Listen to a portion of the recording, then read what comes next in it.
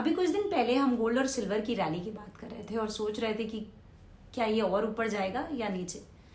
वही गोल्ड और सिल्वर आज हेडलाइंस बना रहे हैं क्रैश की। सिल्वर ऑलमोस्ट 1.46 लाख नीचे आ चुका है और गोल्ड अपने ऑल टाइम हाई से 22,000 नीचे गिर चुका है। अब आप सोच रहे होंगे कि has gold and silver lost their shine, या ये सिर्फ एक पॉज है बिफोर द नेक्स्ट मूव। अब आता है मेन सवाल, इतनी तेजी से गिरावट क्यों हो रही है? रीजन साफ है। पहला है profit booking.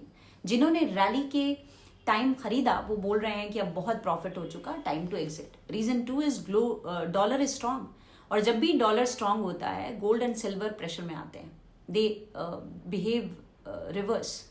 Reason 3 is interest rate reality check. Market पहले मान चुका था कि रेट्स जल्दी कट होंगे, लेकिन अब मैसेज आया है कि कट्स आएंगे पर उतनी जल्दी नहीं, और जब एक्सपेक्टेशंस टूटती हैं तो प्राइसेस भी फिसलते हैं। गोल्ड और सिल्वर सेम लगते हैं पर बिहेव बिल्कुल अलग करते हैं। Gold has store of value, silver is kind of a metal investment plus industry demand. तो जब ग्लोबल ग्रोथ पर डाउट आता है तो सिल्वर डबल हिट खाता है। सिल्वर वीक हार्ट वाले लोगों के लिए नहीं है। मार्केट में सिल्वर को एक और नाम से जाना जाता है, डेविल्स मेटल, और ये नाम कहानियों से नहीं आया है, ट्रेडर्स के एक्सपीरियंस से निकला है। क्या रीजंस है? There is extreme volatility in silver.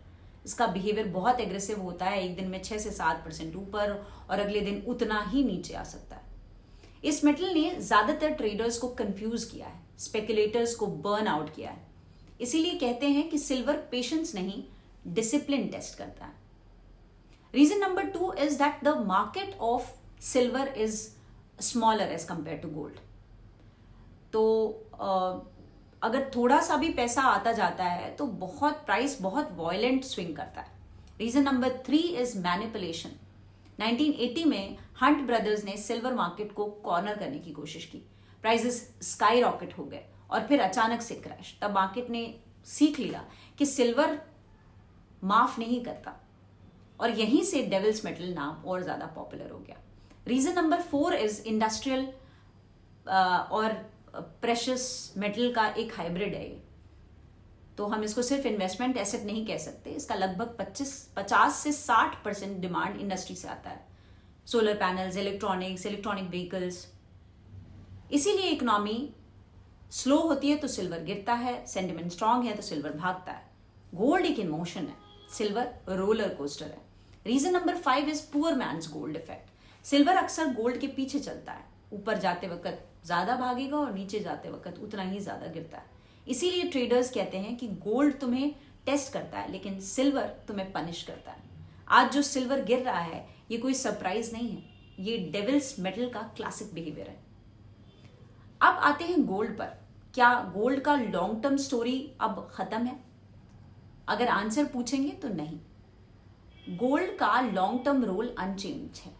It works as an inflation hedge, currency hedge, crisis hedge. Central banks अभी भी गोल्ड खरीद रहे हैं, कंट्रीज अपने रिजर्व्स डाइवर्सिफाई कर रही हैं। मतलब शॉर्ट टर्म नॉइज अलग है लेकिन लॉन्ग टर्म स्टोरी वही रहेगी। स्ट्रेट लाइन में रिटर्न्स आना या ऊपर जाना प्राइसेस का ये जरूरी नहीं होता। Now the question is, should we buy now or wait? Experts का क्लियर व्यू है कि लमसम नहीं, स्टैगर्ड बाइंग करिए, स्टैगर्ड इन्वेस्टमेंट करिए। गोल्ड में पेशेंस का रिवॉर्ड मिलता है, सिल्वर में सिर्फ डिसिप्लिन का। रिटेल इन्वेस्टर्स की सबसे बड़ी गलती ये होती है कि वो जब प्राइसेस ऊपर जाते हैं तो फोमो में चले जाते हैं, फियर ऑफ मिसिंग आउट, और नीचे आते वक्त they have a lot of fear.